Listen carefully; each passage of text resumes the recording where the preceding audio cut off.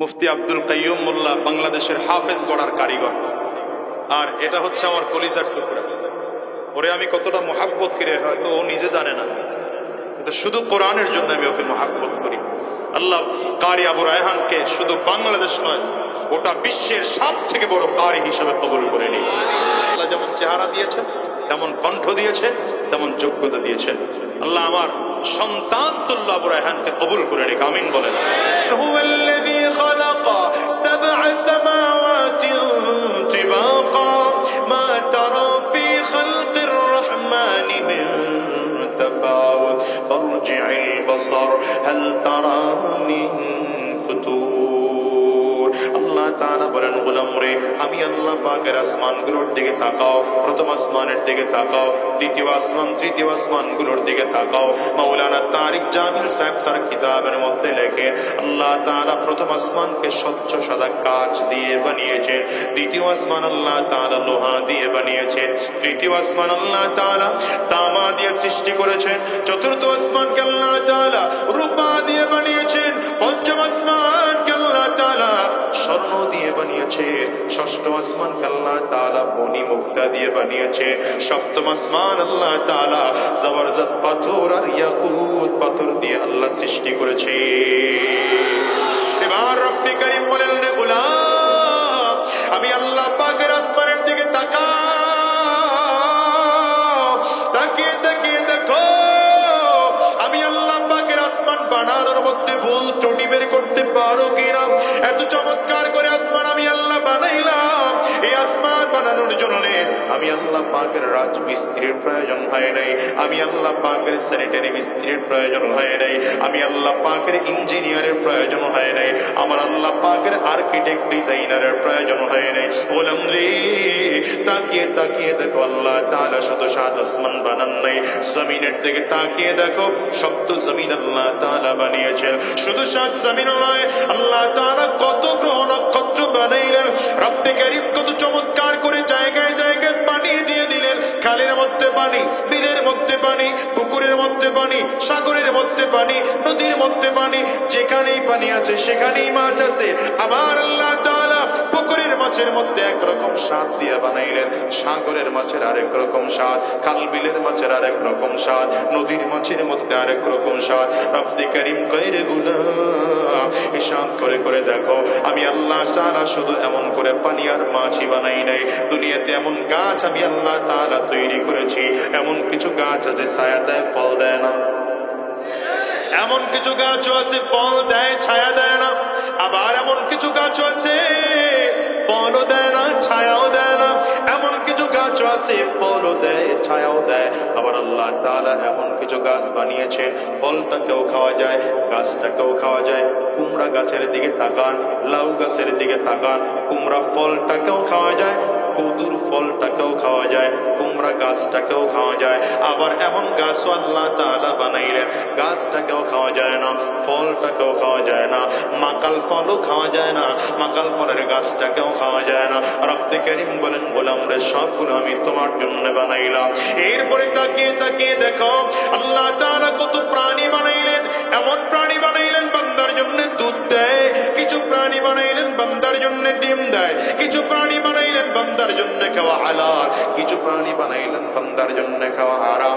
আল্লাহ তাআলা শুধু তাই নয়, এরপরে আপনাকে আমাকে কত চমৎকার করে তৈয়ার করলেন। কত কোটি কোটি মানুষ, একজনের চেহারার সাথে আরেকজনের চেহারার কোনো মিল নাই, একজনের কণ্ঠের সাথে আরেকজনের কণ্ঠের কোনো মিল নাই, একজনের চরিত্র আখলাকের সাথে আরেকজনের চরিত্র বা আখলাকের কোনো মিল নাই, একজনের চোখের চাপের সাথে আরেকজনের চোখের চাপের মিল নাই, একজনের বৃত্তাঙ্গুলির ছাপের সাথে আরেকজনের বৃত্তাঙ্গুলির ছাপের কোনো মিল নাই।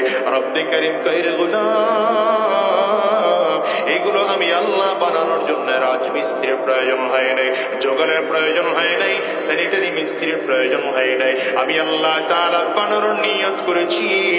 ইদা আরাদা শাইআন আন ইয়াকুলা লাহু কুন ফায়াকুন।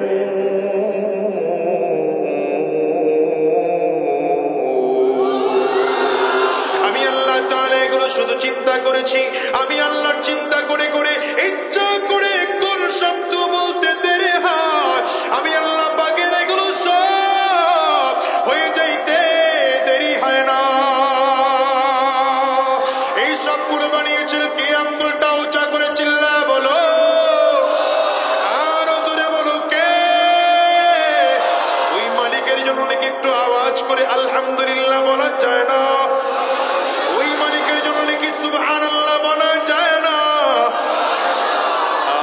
চিল্লায় বলো না সুবহানাল্লাহ, সুবহানাল্লাহ, আলহামদুলিল্লাহ, লা ইলাহা ইল্লাল্লাহ,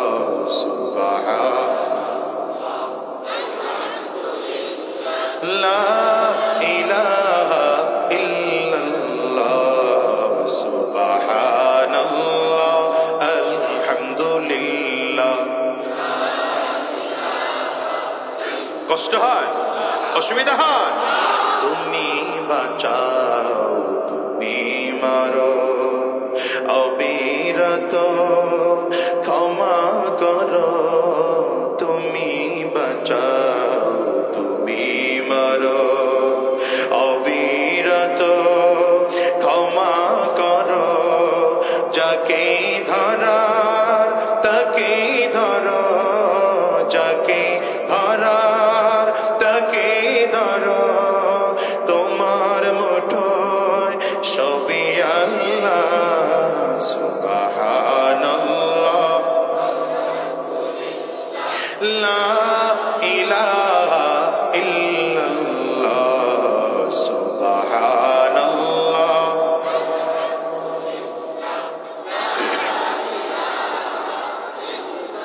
এই মক্কাতুল মুকাররমা থেকে রাহমাতুল লিল আলামিন কে আমার আল্লাহ তাআলা বাইতুল মাকদিস সফর করাইলেন। বাইতুল মাকদিসে সব নবীদেরকে পেছনে রাইখা রাহমাতুল লিল আলামিনকে সামনে দাঁড় করিয়ে ইমামতির মুসাল্লায় দাঁড় করিয়ে দিলেন।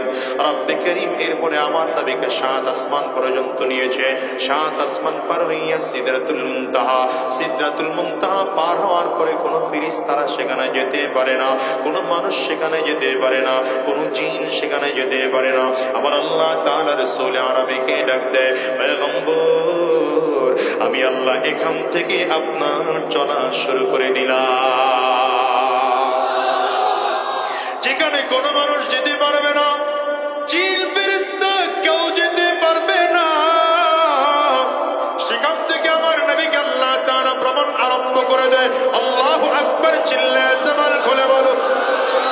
এই রাহমাতুল লিল আলামিন যখন মেরাজ করে মক্কাতুল মুকাররমায় ফিরে আসলেন, কাফিরদের মাঝে আমার নবী বর্ণনা করছে, সকালবেলা আবু জাহালকে বাড়ির সামনে দাঁড়িয়ে থাকতে দেখে আমার নবী ডেকে বললেন, চাচা গো আজকে রাতে আমি মেরাজ করে আসলাম।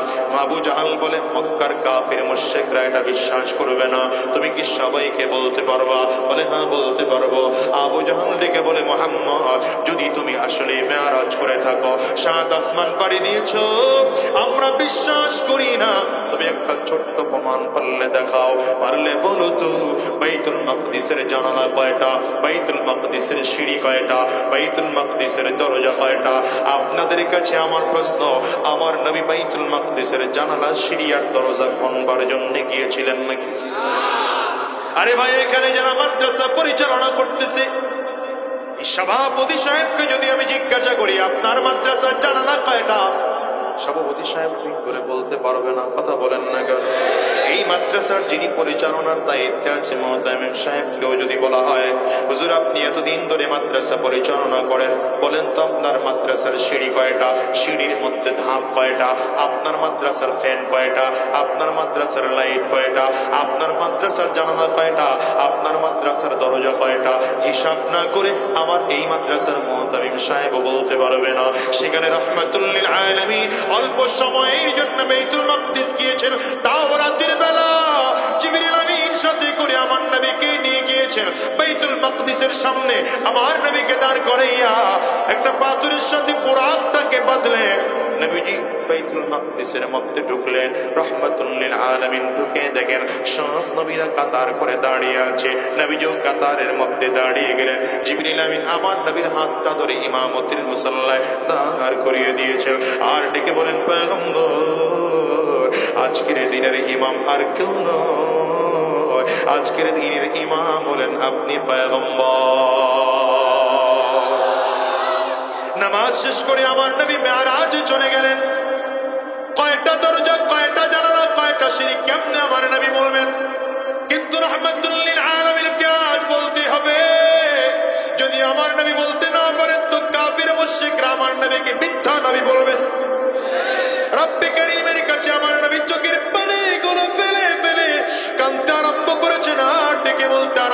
করেছে, আয় আল্লাহ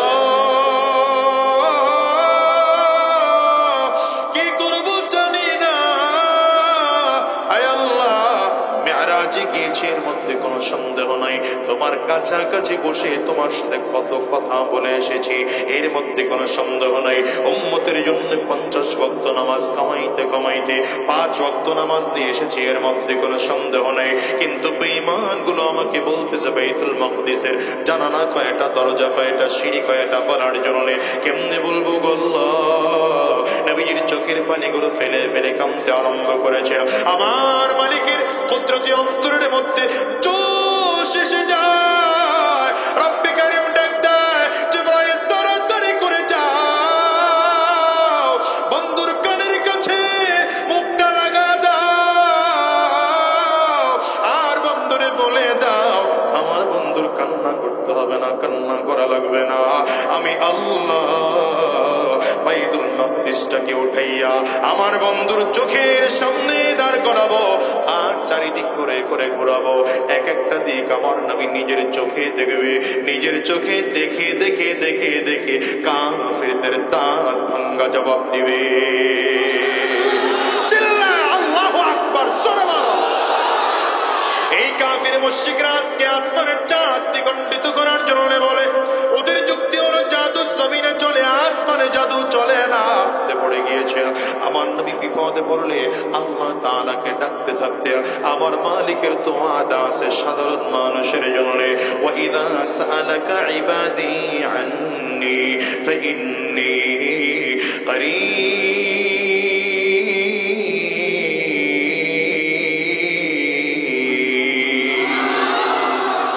আল্লাহ পাকের তো আগে থেকে ওয়াদা আছে, দুনিয়ার সাধারণ কোন মানুষ যদি আমার মালিকরে ডাক দেয়, আমার মালিক তার ডাকে সাড়া দেওয়ার জন্য তৈয়ার হয়ে যায়।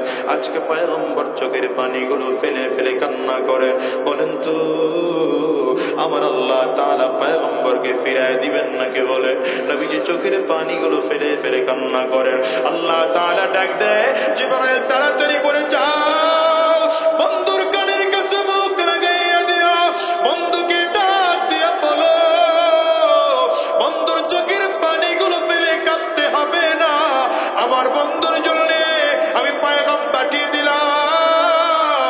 বন্ধু চোখের পানিগুলো মুছে মুছে ডান হাতের শাহাদাত আঙ্গুলিটা আসমানের দিকে উঁচু করে হালকা করে ইশারা করবে, ইশারার কাজ হবে আমার বন্ধুর, বাকি কাজ করব আমি আল্লাহ। জিবরাইল সামান নবীকে বললেন রাহমাতুল লিল আলামিন ডান হাতের আঙ্গুলটা উঁচু করে জাবালে আবু কুবাইসের উপরে উঠা হালকা করে ইশারা করলেন। ইশারা করতে দেরি হয়, চাঁদগুলো আসমানের চাঁদটা দ্বিখণ্ডিত হইয়া দুই পাশে পড়ে যায়। আমার নবী আবার ইশারা করলেন, আবার জায়গায় এসে মিলে যায়। এবার নবী ডাক দেয়, চাচা এখনো কি বিশ্বাস হয় না আমি আল্লাহ পাকের পয়গম্বর? আবু জাহল মাথা নিচু করে বাড়ির থেকে বের হয়, আর দূরে গিয়ে ডাক দেয়, মুহাম্মদ আমাদেরকে এত পাগল মনে করেছে নাকি? আমরা তো তাড়াতাড়ি কি মুহাম্মদের নবী মেনে নেব নাকি? আমরা আবু বকরের মতো বোকা না, ওমরের মতো বোকা না। রব্বে কারীম বলেন আসলে ব্যাপারটা এমন নয়, ওদের কলিজায় মহর, ওরা যত নবীর মুআজিজা দেখবে কোনো লাভ হবে না, কোনো লাভ হবে না, কোনো লাভ হবে না, এরা কোনোদিন ঈমান আনবে না। ঠিক কিনা কানা? এই দেখো এদের অবস্থা, ওদিকে ভিন্ন দিকে তাকাও। রাহমাতুল লিল আলামিনের আখলাক দেখে ইহুদি আমার নবীর দিকে তাকিয়ে আছে, মনে আছে না ভুলে গেছে? আমার নবীর দিকে তাকিয়ে আছে, কত চমৎকার আখলাক আমার নবীর, কত চমৎকার ব্যবহার রাহমাতুল লিল আলামিনের। দেখতে দেরি হয়, ইহুদি হাত বাড়িয়ে দিয়েছে আমার নবীর কাছে, নবীজির পায়ের কাছে ইহুদি বসে পড়েছে, আর ডেকে বলে মুহাম্মদ আর দেরি করা যাবে না, কালিমা পড়ে দাও, মুসলমান হয়ে যাব। আরে নবীর আখলাক তো এত সুন্দর, যে আখলাক থেকে মদিনার মানুষগুলো, মক্কার মানুষগুলো, গোটা দুনিয়ার মানুষগুলো নবীর আখলাক দেখে কালিমা পড়ে মুসলমান হয়ে যাইত। কিন্তু মদিনার এক ছোট বাচ্চা, নাম তার আব্দুল উজ্জা। ছোটবেলায় বাবা জমিন থেকে বিদায় হয়ে গেল। বাবা বিদায় নেওয়ার পরে সংসারে বাজার লাগবে চাচাই করে দেয়, কাপড় চোপড় লাগবে চাচাই কিনে দেয়। এই ছোট বাচ্চা কেমন করে যেন আমার নবীর সন্ধান পেয়ে গেল। বারবার করে ঘর থেকে বের হইয়া রহমাতুল লিল আলামিনের দরবারে চলে যায়। আমার নবীর সুন্দর চেহারাটার দিকে তাকিয়ে থাকে, রহমাতুল লিল আলামিনের চেহারার দিকে তাকিয়ে থাকে। আমার নবীর চেহারার দিকে তাকিয়া একবার ডেকে বলে, পয়গম্বর, কত সুন্দর আপনার নাম, কত সুন্দর আপনার চেহারা, আমারে কি আপনার মধ্যে একটা সুন্দর নাম রেখে দেওয়া যায় না? আপনার মতো চরিত্রে আমাকে কি চরিত্রবান বানায় দেওয়া যায় না? রহমাতুল লিল আলামিন বললেন, আব্দুল উজ্জা, তাইলে হাতটা বাড়িয়ে দাও। নবীজির হাতের উপরে আব্দুল উজ্জার হাতটা রেখে কালিমা পড়িয়ে মুসলমান বানিয়ে দিলেন। শুধু তাই নয়, আমার নবীর নামটা পরিবর্তন করে নাম রেখে দিলেন না আব্দুল্লাহ। তবে ডেকে বলেন, আব্দুল্লাহ রে, এখন থেকে আমি তোমাকে এই নামেই ডাকবো। তবে মক্কার কেউ যেন তোমাকে আমার কাছে ইসলাম গ্রহণ করেছ খবর না পায়। যদি খবর পায় তাইলে মক্কার কাফিররাও তোমাকে মারবে, অন্যান্য মুসলমানদের প্রতিও নির্যাতন করবে। কিন্তু আব্দুল উজ্জার নাম এবার আব্দুল্লাহ হয়ে গেল। রাত্রির বেলায় শুধু বাসায় ঘুমাতে আসে, খানা খাওয়ার জন্য মাঝে মাঝে বাসায় আসে, আবার দৌড়ায় নবীজির দরবারে চলে যায়।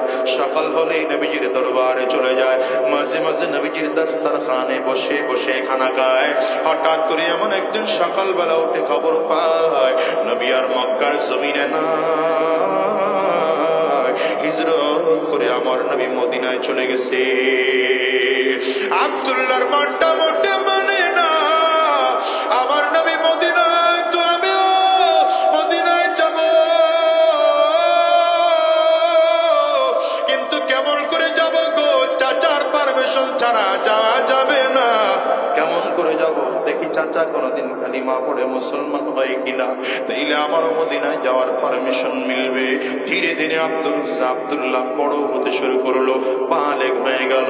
আব্দুল্লাহকে পছন্দ করে চাচা বিয়ে পর্যন্ত করিয়ে দিয়েছে। বিয়ে করিয়ে দিতে দেরি হয়, আব্দুল্লাহর মনটা মোটে মানে না, বারবার করে মনটায় চায়। এরে দুনিয়ার যুবক, আব্দুল্লাহর মনটায় চায় আমার নবী যেই মদিনায় থাকে আমিও সেই মদিনায় যাব। চাচার সামনে একদিন দাঁড়া বলে, চাচা গো, পারমিশন আমারে দাও, আমি আর মক্কার জমিনে থাকবো না, মদিনার জমিনে যাব। ও দুনিয়ার যুবকরা, আজকের এই ময়দানটার মধ্যে যারা এসেছো, আমি বলি, দুনিয়ায় আমেরিকায় যাও, চাইনিজ যাও, জাপান, জার্মান, ইন্দোনেশিয়ায় যাও, ফ্রান্স, মালয়েশিয়ায় যাও, বলো বলো আমার নবীর রওজায় যাইতে মনে চাই কি চায় না? একটু চিৎকার করে আওয়াজ করে বলো, কার কার মনটায় চায়? দুইটা হাত উঁচা করে দেখাও, আওয়াজ দিয়ে চিৎকার করে জোরে ডাকো আল্লাহ। চোখে যদি পানি না আসে, কান্নার ভান ধরে ডাকো না আল্লাহ। দয়ার মালিক,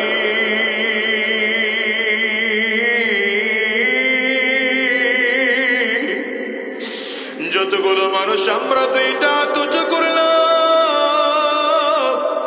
জীবনে একটা বার হলেও তোমার নবীর রওজা না দেখাইয়া, কাবা তাওয়াফ না করাইয়া জমিন থেকে নিও না।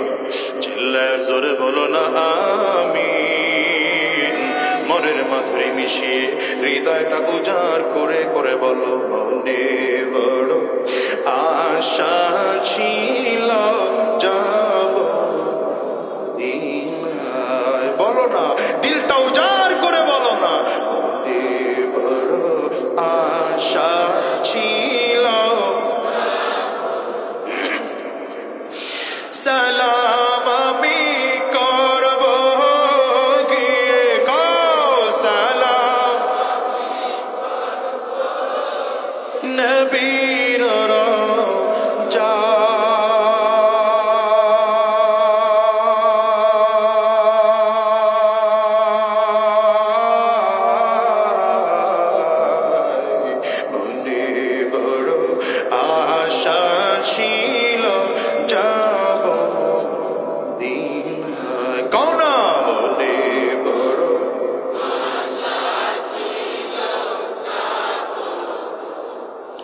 আব্দুল উজ্জা চাচার সামনে দাঁড়িয়ে গেল, চাচা পারমিশন দাও, মদিনায় যাব। আব্দুল্লাহ চাচা ডেকে বলে, ভাতিজা যদি মদিনায় তোরে যেতে হয়, ঘরে রেখে যাওয়া যত সম্পদ আছে এগুলো আমার নামে লিখে দিয়ে যাওয়া লাগবে। আব্দুল্লাহ বলে, চাচা রেখে দাও, কারণ আমার এই কলিজার মধ্যে সম্পদের মায়া বেশি না, আমার আল্লাহর মায়া কলিজায় বেশি। রেখে বলে, ভাতিজারে শুধু তোর সম্পদ রেখে গেলেই হবে না, কিছুদিন আগে তোরে পছন্দ করে বিয়ে করিয়ে দিয়েছি, তোর স্ত্রীটাকেও তালাক দিয়ে একা একা মদিনায় যাওয়া লাগবে। আব্দুল্লাহ ডেকে বলে, চাচা গো, আমার স্ত্রীকেও যদি তালাক দিতে হয় দিতে তৈয়ার আছি, তবু নবীর মদিনা ছাড়তে আমি রাজি না। কথা বলে সামনের দিকে আগায়, আব্দুল্লাহর দিকে লক্ষ্য করে ডেকে বলে, শোন, মাথা থেকে আরম্ভ করে পা পর্যন্ত যত কাপড়গুলো আছে এগুলো আমার টাকায় কিনে দেওয়া, আমার টাকার কাপড় জুতা লুঙ্গে পরে মদিনায় যেতে পারবি না। আব্দুল্লাহ কথা বলতে দেরি হয়, মাথার থেকে বেরিয়ে আটা করে চাচার সামনে ধরিয়ে দেয়, চাচা এটা না, তোমার টাকার কিনে দেওয়া বেরিয়ে পড়ে মদিনায় যাবো না। শরীর থেকে পায়ের থেকে জুতাটা করে চাচার সামনে ধরিয়ে দেয়, শরীর থেকে একটা একটা কাপড়গুলো সব খুলে খুলে খুলে খুলে চাচার সামনে ধরিয়ে দেয়, চাচা সবগুলো না, একটাও পরে মদিনায় যাব না, শুধু পরনের মধ্যে লুঙ্গি আছে আর কিছুই নাই। লুঙ্গিটা পরে সামনের দিকে কদম বাড়ায়, বদমাশ চাচা পেছন দিক থেকে লুঙ্গিটারে ধরে টান বেড়েছে, আব্দুল্লাহ লুঙ্গিটা খুলে যায়, এবার পুরোটা বস্ত্রহীন হয়ে যায়।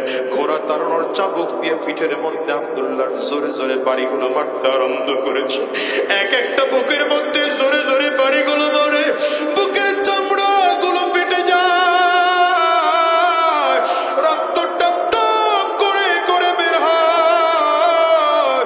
আব্দুল্লাহ চোখের পানিগুলো ফেলে ফেলে কান্না করে আর ডেকে বলে, চাচা গো, দুনিয়া থেকে মারতে মারতে বিদায় করে দিতে পারো, মদিনায় যাওয়ার নিয়ত করেছে ফিরাইতে পারবো না। ওরে দুনিয়ার মুসলমান মেরে মেরে বেহুশ বানিয়ে উত্তপ্ত মরুভূমির বালুর মধ্যে ফেলে রাখলো। লম্বা সময় পরে হুঁশ ফিরে এসেছে আব্দুল্লাহ। এখন হুঁশ ফিরে আসার পরে চিন্তা করে, কার কাছে যাও? এখন যদি আমি চাচার কাছে যাই, চাইলে চাচা আমাকে আবারও মারবে, আমি চাচার কাছে যাব না, কার কাছে যাব? ওখানে দাঁড়ায় দাঁড়ায় চিন্তা করে, মা ছাড়া এই দুনিয়া এখন আমার কেউ নাই। ও কলিজার টুকরো যুবক রে, আজকের ময়দানটার মধ্যে যারা হাজির, এই মজলিসেও কত মানুষের যেন মা নাই, কত মানুষের যেন বাবা নাই। আমি আজাদি একজন মা হারা ইয়েতিম, আমার ঘরেও মা নাই। এই মাহফিলের মোনাজাত করে দিলে বাসায় যাইবা, হয়তো বাজান দরজার মধ্যে টোকা দিলে তোমাদের মা দরজা খুলবে। আমি আজাদি বাসায় গিয়া দরজার মধ্যে টোকা দিলে মা দরজা খুলবে না। বাজান রে, আমার মতো কার কার ঘরে মা না, একটু হাতটা উঁচা করে দেখাও। কার কার ঘরে বাবা নাই, হাতটা উঁচা করে একটু দেখাও। হাতগুলো তুলে রাখো বাজান, নামায়ও না, আরে হাতগুলো নামাও না। যুবকগুলো তাকিয়ে তাকিয়ে দেখো, কার কার ঘরে মা নাই। যাদের ঘরে বাবা নেই তারা কেমন করে চোখের পানি ফেলায় কাঁদে। ও যুবক রে, মানুষগুলোর চেহারার দিকে একটু তাকাও। এই মানুষগুলোর মধ্যে কারো চোখের কোটায় পানি, কারো চক্ষু দিয়ে টালা। কেমন করে বুঝাই আর পাশে গিয়া দরজার মধ্যে টোকা দিলে এদের মা দরজা খুলবে না। ওরে যুবক, যাদের ঘরে মা আছে বাবা আছে, আব্বা আম্মার সাথে বেয়াদবি আচরণ করিও না। আব্দুল হোসেন দাঁড়ায় দাঁড়ায় দৌড় দিয়ে মায়ের দরজার সামনে দাঁড়াইয়া, মায়ের দরজার সামনে দাঁড়ায় ডাক দেয়, বাবু বাবা বাবার রেখে যাওয়া কত কাপড় না তোমার কাছে আছে, একটা কাপড় তুমি আমার দাও, পরে মদিনায় যাব।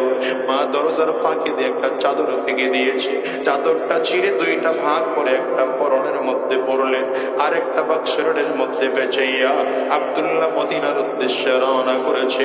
খালি পায়ে মদিনার দিকে হাঁটে, মরুভূমির বালুর মধ্যে পাড়া দেয়, পায়ের মধ্যে ঠোসা পড়ে যায়। ওদিকে সূর্যের তাপের কারণে মাথার মগজগুলো মনে হয় যেন টকবক টকবক করে ফুটে যাবে। পরনে কাপড় না, আব্দুল্লাহর চোখে শুধু পানি। টানা 16 দিন 16 রাত হাঁটার পরে মসজিদে নববীতে গিয়ে ফজরের নামাজের সময় উপস্থিত হলেন। তখন হযরত বিলাল আযান দিচ্ছিলেন। আযান শুনে আব্দুল্লাহর মনটা পড়ে গেল, এই বুঝি আমার নবীর মসজিদ, একটু পরেই বুঝি আমার নবীর দেখতে পাবো। ক্লান্ত শরীরটাকে হেলান লাগায় মসজিদে বসে আছে। রহমতের নবী আমার কিছুক্ষণ পরে বের হয়। আমার নবীর দেখে আব্দুল্লাহ দৌড় দিয়েছে, নবীর কদমের মধ্যে জড়াইয়া পা দুটো আঁকড়ে ধরে কান্না করে আর ডেকে বলেন, নবী আমার ঘরে বাবা নাই, মা তাই আজকে নাই, আমি একটু আপনার কদমে জায়গা চাই। রহমতের নবী বারবার করে ডাক দেয়, বুকের সাথে মিলায়, আব্দুল্লাহ রে, তোর জায়গা আমার পায়ে নয়, তোর জায়গা আমি নবীর বুকে। ও দুনিয়ার মুসলমান, তোমাদেরকে বলে যাই শোনো, এটা ছিল আমার নবীর আদর্শ। নবীর আদর্শ থেকে কাফির মুশরিকগুলো মুসলমান হয়ে যাইত। আজকে গোটা পৃথিবীর মধ্যে নবীজির আদর্শ নাই। আমি তোমাদেরকে বলে যাই যুবক ভাই, আজকে নবীজির সুন্নতি টুপি মাথায় তোমার দিতে ভালো লাগে না, সুন্নতি পোশাক পরতে তোমার ভালো লাগে না, মুখে দাঁড়িয়ে রাখতে ভালো লাগে না তোমার কাছে। তুমি কি দেখেছো মুখে দাঁড়িয়ে রাখার কারণে মোটেও তো ইজ্জত কমে নাই, দাঁড়িয়ে রাখার কারণে মোটেও তো ইজ্জত কমে নাই। ও বাজার নেই, ইজ্জত আরো কত বেড়েছে জানো? কোরআনের কারণে আল্লাহ গোটা পৃথিবীর মধ্যে এত সম্মান বাড়িয়ে দিয়েছে। খাবারের অভাব নাই, সম্মানের অভাব নাই। আমি তো মাঝে মাঝে আলোচনায় বলি, আজকে আমার কাছে আসে আমি বলে ফেলি, আমার কলিজার টুকরা বুড়ায় হাত অনেক ছোট দেখেছি ওরে আমি। আমার বন্ধু বর্মৌলানা আব্দুল কাইয়ুম আমাকে একদিন তার মাদ্রাসায় নিয়ে গিয়েছে। ভাই, আমার কাছে একটা বাচ্চা আছে, ছোট বাচ্চা, খুব চমৎকার তিলাওয়াত করে। এই আবু রায়হান তখন তিলাওয়াত করতেছিল। কোরআনের কারণে ওর সম্মান মোটেও কমে নাই, আল্লাহ কত সম্মান বাড়িয়ে দিয়েছে। গোটা পৃথিবী আজ ওরে চিনে। আজকে কত হাজার হাজার মানুষ আবু রায়হানের জন্য পাগল, ওই কারি নাজমুস সাকিবের জন্য পাগল, ওই তরিকুল ইসলামের জন্য পাগল। ও যুবক, এগুলো কি তোমরা দেখো না? অনুরোধ করে গেলাম, কোরআন ওয়ালা হও, ইসলাম ওয়ালা হও, দ্বীন ওয়ালা হও, বেঈমান হয়ে দুনিয়ার থেকে বিদায় হইও না। যতদিন এই জমিনের মধ্যে বেঁচে থাকবো ওয়াদা করে বিদায় হও। আর হারাম রাস্তায় কদম বাড়াবো না, শয়তানি রাস্তায় কদম বাড়াবো না, গুনাহের রাস্তায় কদম বাড়াবো না। যতদিন আল্লাহর এই দুনিয়ায় বেঁচে থাকবো, নবীজির সুন্নাহ অনুযায়ী নিজের জীবন পরিচালনা করব, দ্বীনের পথে পথে চলবো। কারা কারা তৈয়ার আছো বাজান? দুইটা হাত উঁচা করে আল্লাহকে দেখা, আওয়াজ দিয়ে চিৎকার করে জোরে ডাকো আল্লাহ, আরো জোরে ডাকো আল্লাহ। চোখে যদি পানি না আসে, কান্নার বাম ধরে ডাকো।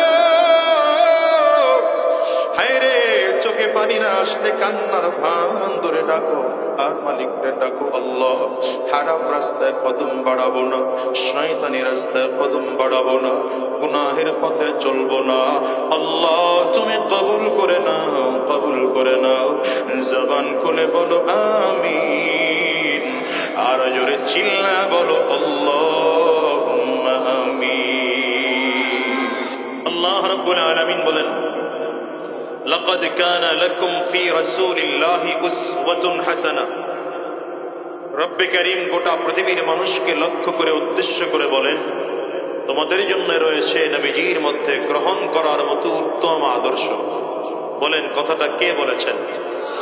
ডান হাতের শাহাদাত আঙ্গুলিটা উঁচা করে চিৎকার করে বলবেন। কথাটা কে বলেছেন? আল্লাহ যদি বলেন তোমাদের জন্যে, তাহলে কাদের জন্যে? আমাদের জন্যে। বলেন কাদের জন্যে? আমাদের জন্যে বললে শুধু হবে না, বরঞ্চ বলতে হবে আমার জন্যে। স্টেজের হুজুররা জোরে বলে না, না বললেও তো কিছু বলতে পারতেছি না। এরা আমার থেকে কেউ ইলমে বড়, আমলে বড়, যোগ্যতায় বড়। আপনারা জোরে বলা শুরু করেন, ইনশাআল্লাহ দেখবেন স্টেজের ওয়ালারাও বলা শুরু করবে ইনশাআল্লাহ। ঠিক না? লাগান, বুকে হাত লাগান, ওকে হাত লাগিয়ে বলেন আমার জন্যে রয়েছে নবীজির মধ্যে গ্রহণ করার মতো উত্তম আদর্শ।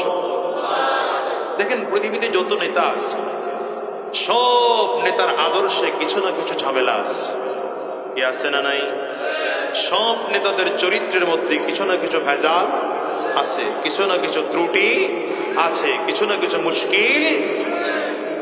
একমাত্র আমার আপনার নবী সাইয়্যিদুল আম্বিয়া, ইমামুল আম্বিয়া, সাইয়্যিদুল মুরসালিন, ইমামুল মুরসালিন, রাহমাতুল লিল আলামিন, আমার নবীর চরিত্র, সিরত, আখলাকের মধ্যে যারা পরিমাণ কোনো ঝামেলা, ভেজাল, ত্রুটি। নবীজির চরিত্র বর্ণনা করতে গিয়ে, আখলাক বর্ণনা করতে গিয়ে আল্লাহ তাআলা নিজেই বলেন ওয়া ইন্নাকা লাআলা খুলুকিন আযীম। পয়গম্বর আপনি মহান চরিত্রের অধিকারী। মনে রাখবেন, আজিম শব্দটা হচ্ছে আল্লাহ পাকের একটা সিফতি নাম। বলেন কার সিফতি নাম? আপনারা কথা জোরে বলেন, কার সিফতি নাম? আজিম শব্দের অর্থ হচ্ছে মহান। এই আজিম শব্দটা আল্লাহ তাআলা নবীর আখলাকের সাথে লাগাইলেন কেন? নবীজির আখলাকের সাথে লাগিয়ে আল্লাহ তাআলা গোটা জাতিকে বোঝাতে চাইলেন আমি আল্লাহ যেমন মহান, আমি আল্লাহর যেমন কোনো তুলনা হয় না, আমার পয়গম্বরের চরিত্রটাও এত মহান, পয়গম্বরের চরিত্রেরও কোনো তুলনা হয় না।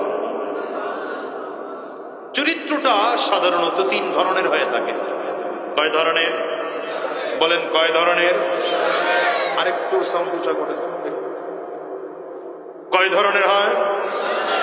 চরিত্রের সর্বনিম্ন স্তর তথা প্রথম স্তর।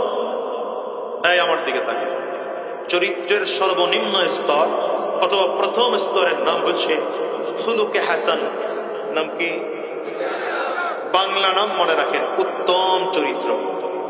বলেন বাংলা নাম কি বললাম? উত্তম চরিত্র। কার মধ্যে আছে বুঝবেন কি করে? দুষ্টামি করো না, এটা রাইখা দাও, পরে জ্বালায়। হ্যাঁ, জন্য বলছি বাচ্চা করে সামনে বসানো ঠিক হয়। এটা মাদ্রাসার ছাত্র এখানে, ও মাদ্রাসার ছাত্রের কারণে মাশাআল্লাহ এই জন্য বসাইছেন। তারপর উচিত হয়নি, উচিত ছিল বাচ্চাদেরকে পিছনে, কারণ সামনে কিছু বুঝদার মানুষ দরকার, কথা শুনতে হবে। যাক, বসছে বসো, তোমরা দুষ্টমি করো না, ঠিক আছে? ঠিক আছে তা তোমাদের? ঠিক আছে, দুষ্টমি করা যাবে না, ঠিক না? আচ্ছা, চরিত্রের প্রথম নম্বর স্তর হচ্ছে খুলুকে হাসান। বাংলা নাম কি বললাম? উত্তম চরিত্র। কার মধ্যে আছে বুঝবেন কি করে? উত্তম চরিত্রের যে মানুষ যিনি হবেন, তিনি কারো প্রতি কোনোদিন জুলুম করবেন না। কারো প্রতি কি করবেন না? যদি তার প্রতি কেউ জুলুম করে, তো মজলুম হয়েও সাধারণত প্রতিশোধ নিবেন না। তবে যদি প্রতিশোধ নেওয়ার প্রয়োজন মনে করেন, তাহলে ততটুকুই প্রতিশোধ নিবেন যতটুকু তার উপরে জুলুম করা হয়েছে। এটা হচ্ছে চরিত্রের সর্বনিম্ন স্তর। তার মানে কেউ যদি কারো প্রতি জুলুম করে, ওর কোনো চরিত্রই নাই। কথা জোরে বলেন না তা? চরিত্রের দ্বিতীয় নম্বর স্তর খুলুকে আহসান অথবা খুলুকে কারীম। বাংলা নাম মনে রাখেন, অতি উত্তম চরিত্র। বাংলা নাম কি বললাম? কার মধ্যে আছে বুঝবেন কি করে? যে মানুষটা কোনোদিন কারো প্রতি জুলুম করে না, জুলুম তো করেই না, বরঞ্চ তার প্রতি যদি কেউ জুলুম করে, তো মজলুম হয়ে জালিমকে মাফ করে দেয়। সুবহানাল্লাহ বলবেন না? মজলুম হয়ে জালিমকে কি করে দেয়? মাফ করে দেয়। দ্বিতীয় নম্বর, মজলুম হয়ে জালিমের হিদায়াতের জন্য দোয়া করে। আল্লাহু আকবার, জবান করে চিৎকার করে জোরে বলেন। এই দুইটা হচ্ছে সাধারণ ইমানদারদের চরিত্র, সাহাবায়ে কেরামদের চরিত্র, বড় বড় ইমানদারদের চরিত্র। চরিত্রের আরেকটা স্তর আছে, যে চরিত্রের নাম হচ্ছে খুলুকে আযীম, মহান চরিত্র। এটা কার মধ্যে আছে? যার মধ্যে আলাদা করে 5টা গুণ পাওয়া যাবে। বলেন কয়টা গুণ পাওয়া যাবে? 5টা গুণ। 1 নম্বর গুণ, এই মানুষটা কোনোদিন কারো প্রতি জুলুম করবেন এটা কল্পনাও করা যায় না। 2 নম্বর, যদি তার প্রতি কেউ জুলুম করে মজলুম হয়ে জালিমকে মাফ করে দেবেন। 3 নম্বর, প্রতিশোধ নেওয়ার শক্তি থাকার পরেও মজলুম হয়ে জালিমের প্রতি প্রতিশোধ নেবেন না। 4 নম্বর, মজলুম হয়ে জালিমের হিদায়াতের জন্য দোয়া করবেন। 5 নম্বর, মজলুম হয়ে উল্টো জালিমের প্রতি সহানুভূতি দেখাবেন। সুবহানাল্লাহ, কেউ বলতে পারলেন না? আপনারা রেডি শ্রোতা না, অ্যানালগ শ্রোতা, ডিজিটাল না। অটো গিয়ার দিয়ে বসে থাকবেন, জায়গা আসলে সুবহানাল্লাহ বলে ফেলবেন। লস না লাভ? এই 5টা চরিত্র একমাত্র আমার নবীর আখলাকের মধ্যে ছিল। এই 5টা কার মধ্যে ছিল? আর পৃথিবীর কারো মধ্যে নাই। এই জন্য রাহমাতুল লিল আলামিনের চরিত্র হচ্ছে খুলুকে আযীম। আল্লাহু আকবার, চিৎকার করে দেখেন। ইহুদির বাড়িতে নবীজি কাজ করতেছেন। ইহুদির সাথে আমার নবীর একদিন চুক্তি হলো, থেকে বালতির মধ্যে রশি বেঁধে, খুব চিনেন তো, এখনকার যুবকরা চিনবে না, মুরব্বীরা চিনবে। আগের যুগের কূপ ছিল যেটা কুয়া বলতো, নাকি 20 হাত, 25 হাত, 12 হাত, 15 হাত গভীর কূপ হতো। এটার মধ্যে বালতিতে বেঁধে রশি বালতির মধ্যে বেঁধে তারপরে পানি উঠানো হতো। আমার ঘরের মা বোনরা এটা আবার পানি সিদ্ধ করে ঠান্ডা করে রাখতো। এই পানিগুলো মানুষ পান করত। এখন তো কত ডিপ টিউবওয়েল হয়েছে, সাবমার্সিবল হয়েছে, কত কিছু। ওই কূপের মধ্য থেকে রাহমাতুল লিল আলামিনের কাজ, বালতির মধ্যে রশি বেঁধে পানি উঠাবে। ইহুদি আমার নবীকে 2টা খেজুর দিবে। নবীজি বালতির মধ্যে রশি বেঁধে পানির মধ্যে ফেললেন। পানি ভরে যখন টান দিলেন, ইহুদির রশি ছিল দুর্বল, রশিটা ছিঁড়ে বালতি নিচে পড়ে গেছে। আচ্ছা বলেন, এতে আমার নবীর কোনো অপরাধ আছে? কিন্তু বদমাশ ইহুদি এসে আমার নবীর গালে 1 থাপ্পড় বসিয়ে দিয়েছে। আওয়াজ করে চিৎকার করে জোরে বলেন না। এবার আমার নবীর আখলাক দেখেন, আল্লাহু আকবার। আচ্ছা বলেন তো, আমার নবী যদি চাইতেন, পাল্টা থাপ্পড় দেওয়ার মতো শক্তি আমার নবীর ছিল না ছিল না? ছিল। মানে আমার নবী তো এমন একজন ব্যক্তিত্ব যার মধ্যে জান্নাতি 100 জন পুরুষের শক্তি আমার নবীর একার মধ্যে ছিল। রাহমাতুল লিল আলামিন পাল্টা থাপ্পড় দিলেন না। পাল্টা থাপ্পড় না দিয়া মাটির মতো নরম হয়ে গেল। ইহুদির দিকে তাকিয়ে বললেন, চাচা রাগ করিয়েন না, বাতিটা উঠায় দেই। ইহুদি চিন্তা করতেছে তো গভীর কূপ, মুহাম্মদ উঠাবে কি করে? নবীজি কথাটা বলেই নিজের হাত কূপের মধ্যে ঢুকিয়ে দিয়েছেন। আমার নবীর হাত তো সাধারণ কোন হাত নয়, এটা তো নবুয়তের হাত। আমার নবীর হাত তো রিসালাতের হাত, নবীজির হাত তো মুআজিজার হাত। চিৎকার করে আল্লাহু আকবার। নবীজি হাত কূপের মধ্যে ঢুকিয়েছেন, তো ইহুদি তাকিয়ে তাকিয়ে দেখছে হাত লম্বা হচ্ছে। হাত লম্বা হতে হতে কূপের নিচ পর্যন্ত পৌঁছে গেল। নবীজি বালতি, রশি, পানি সহ সব উঠাইয়া ইহুদির সামনে ধরে বললেন, চাচা এই যাও। নবীজির কাছে একবার এসেছে, হাতের মধ্যে পাথর নিয়ে আসছে। বলেন কি নিয়ে আসছে? পাথর নিয়ে এসে নবীজির সামনে দাঁড়িয়ে বলে, মুহাম্মদ তুমি যদি আল্লাহর পয়গম্বর হও তাইলে আমার হাতের মুঠার মধ্যে কি পারলে বলো তো। আচ্ছা আমি যদি দূর থেকে হাতের মুঠার মধ্যে কিছু নিয়ে আসি, আমি আপনাদের এখানে এসে যদি কাউকে জিজ্ঞাসা করি আমার হাতের মধ্যে কি, আপনারা বলতে পারবেন? সম্ভব? সম্ভব না। তারপরেও আবু জাহাল নিয়ে আসছে, নবীজি বললেন, বলতে পারলে কি হবে? বলে, তাহলে মানে নিলাম তুমি আমাদের নবী। এবার রহমাতুল লিল আলামিন কি বলেন শোনেন। নবী বলেন, চাচা আপনার হাতের মুঠার মধ্যে যে জিনিসগুলো আছে আমি যদি আন্দাজে বলে দেই তাইলেও লেগে যেতে পারে। তার চেয়ে এক কাজ করি, আপনার হাতের মুঠায় যে জিনিসগুলো আছে ওরা যদি আমাকে নবী মেনে নেয় তাইলে কেমন হয়? আপনারা বুঝেন নাই মনে হয়? অর্থাৎ হাতের মুঠায় যে জিনিসগুলো আছে তারা যদি আমার নবুয়তির সাক্ষী দেয়। আবু জাহল চিন্তা করে এটা কোনোদিন সম্ভব? আর আমার হাতের মুঠার মধ্যে কিছু পাথর, পাথর কি আবার কথা বলতে পারবে নাকি? আবু জাহল বলে, এটা হলে তো নির্দ্বিধায় তোমাকে নবী মেনে নেওয়া যায়। রাহমাতুল লিল আলামিন ডান হাতের শাহাদাত আঙ্গুলি উঁচা করে রেখে বললেন, এই আবু জাহলের হাতের মুষ্টি, ভেতরে কে আছো আমার পরিচয় বলে দে। আবু জাহলের হাতের মুঠার ভেতর থেকে আওয়াজ বের হচ্ছে, লা ইলাহা, পড়েন, লা ইলাহা ইল্লাল্লাহু মুহাম্মাদুর রাসূলুল্লাহ, আশহাদু আল লা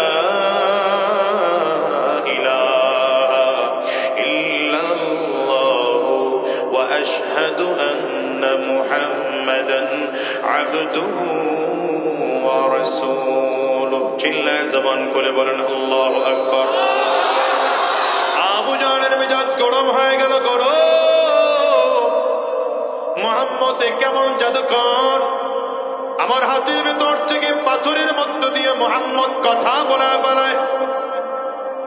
আবু জাহলের মেজাজ গরম করে বাসায় চলে গেল, লোকজন নিয়ে সব পরামর্শের মধ্যে বসছি কি করা যায় বলো। মুহাম্মদ তো এত বড় জাদুকর, পাথর পাথর দিয়ে কথা বলায় বলায়, নাউজুবিল্লাহ বললেন। এটা ওদের কমন গালে ছিল, আমার নবী জাদুকর। সব কাফির মুশরিকগুলো পরামর্শ করে, এক কাজ করো, সবাই মিলে আমরা মুহাম্মদের কাছে যাব, খেজুরের বিচি ফালাইয়া ছিলকা নিয়ে নবীর কাছে যাব। খেজুরের বিচি ফালাইয়া ছিলকা নিয়ে নবীজির কাছে যাবে।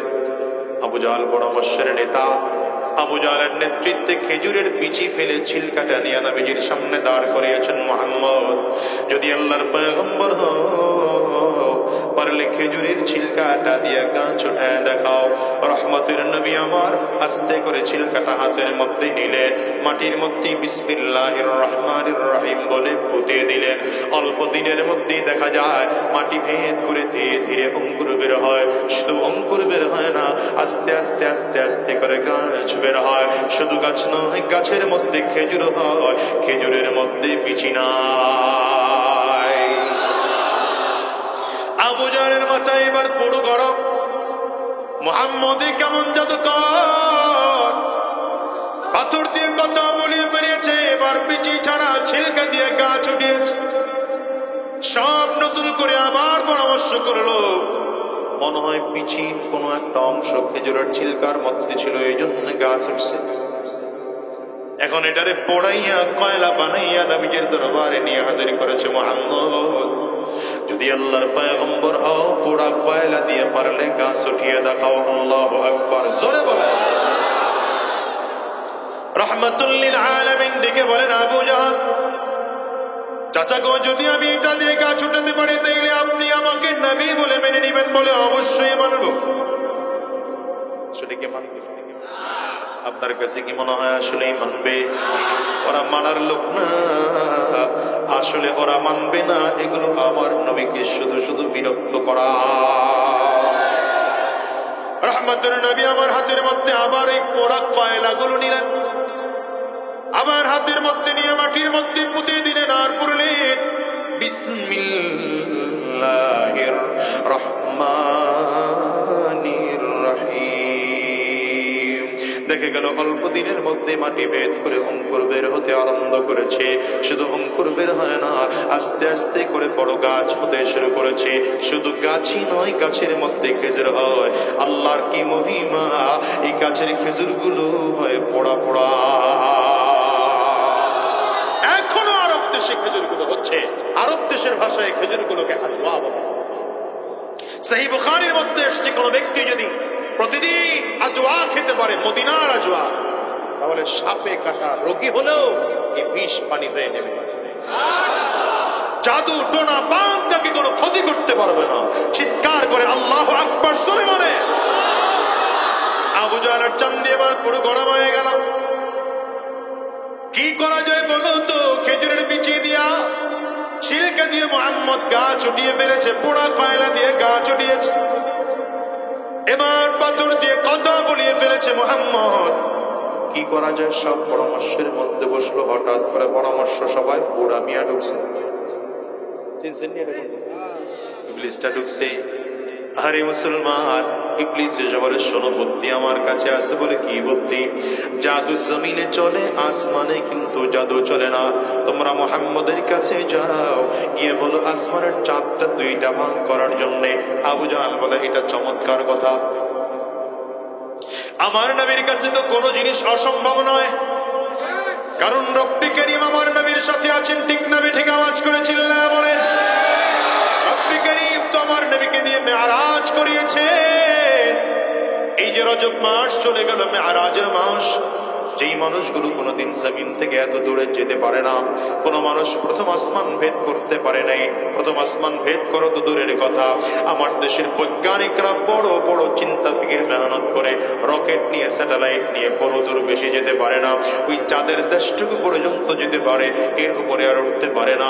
অথচ চাঁদের পরে সূর্য আছে, এরপরে ভূমণ্ডল নবমণ্ডল আছে, কত গ্রহ নক্ষত্র, চাঁদ সূর্য আছে, এগুলো ভেদ করে হচ্ছে প্রথম আসমান। রব্বে কারীম বলেন, গোলাম রে, তাকিয়ে তাকিয়ে দেখো, আমি আল্লাহ তাআলা যে চাঁদ বানিয়েছি।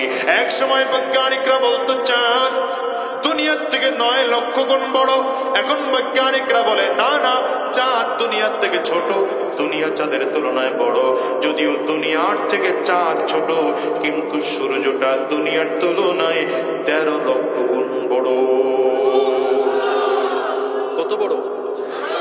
13 লক্ষ গুণ বড় চাঁদ, সূর্য।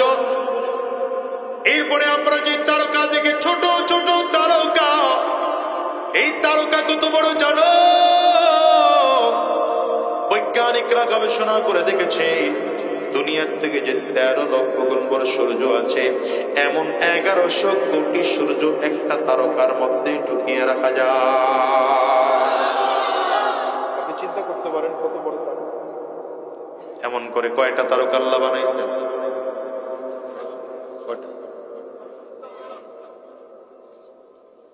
কথা বলা শেষ হয়েছে? কথা পায় কই?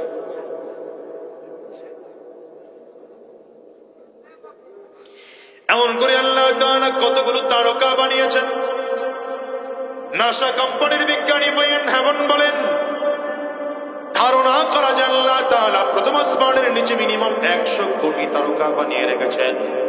অথচ আমার আপনার নবী সরওয়ারে দো আলম নবী আম্মা জান আয়েশা সিদ্দিকাকে লক্ষ্য করে বলেন, আয়েশা রে, তুমি সহ तमाम পৃথিবীর মানুষ মিলে যদি আসমানের তারকাগুলো একটা একটা করে গণনা করতে শুরু করো, तमाम পৃথিবীর মানুষ মিলেও আসমানের তারকাগুলো গণে শেষ করতে পারবে না।